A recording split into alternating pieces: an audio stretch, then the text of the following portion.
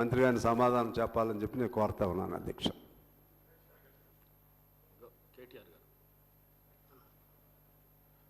ధన్యవాదాలు అధ్యక్ష. చాలా ముఖ్యమైన సమస్య. ముఖ్యంగా గౌరవ ముఖ్యమంత్రి గారు కూడా సభలోనే ఉన్నారు అధ్యక్ష. అందుకే వారి దృష్టికి తీసుకొని రావాలన్న ఉద్దేశంతోనే ప్రత్యేకంగా తమని టైం అడిగాను అధ్యక్ష.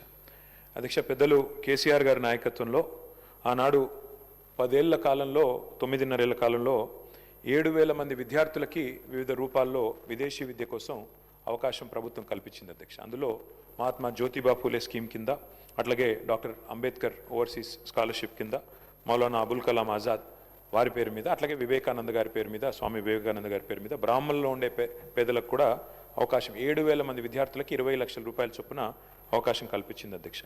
అధ్యక్ష, మాకున్న సమాచారం మేరకు, సబ్జెక్టు కరెక్షన్ అధ్యక్ష, ముఖ్యమంత్రి గారి దగ్గర సమగ్ర సమాచారం ఉంటుంది. దాదాపు 2025 అక్టోబర్లో విదేశీ విద్యకు సంబంధించి 303 కోట్లు రిలీజ్ చేస్తున్నామని చెప్పారు. కానీ ఇంతవరకు డబ్బులు రిలీజ్ కాలేదు అధ్యక్ష.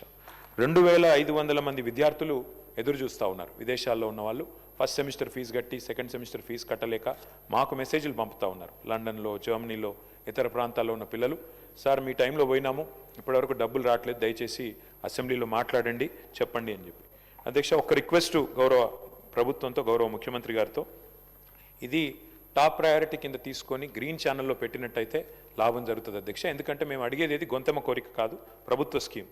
మీరు చెప్పిన మాట అధ్యక్ష, మౌలానా అబుల్ కలాం తాలీమే తోఫా అన్నారు అధ్యక్ష. ఇంతవరకు అది అమలు కాలేదు. అట్లాగే 10th పాస్ అయితే 10,000, 12వ తరగతి పాస్ అయితే 15,000, డిగ్రీ పాస్ అయితే 25,000 అన్నారు. మేము వాటి గురించి కూడా మేము గుర్తు చేస్తూ ఉన్నాం ప్రభుత్వానికి, అవి కూడా మీరు దయచేసి కన్సిడర్ చేయండి. కానీ ఇవాళ ఈ పిల్లల పరిస్థితి ఎట్లా అయిందంటే అధ్యక్ష, అన్నవస్త్రం కోసం పోతే ఉన్న వస్త్రం పోయినట్టు ఇవి క్యాన్సిల్ అయినాయి అధ్యక్ష. దయచేసి డబ్బులు వెంటనే రిలీజ్ చేసి గ్రీన్ ఛానల్లో పెట్టి ఈ పిల్లలందరినీ కూడా దయచేసి ఆదుకోండి, వారి విద్య ఆగకుండా చూడండి అని చెప్పి ప్రభుత్వానికి తమ ద్వారా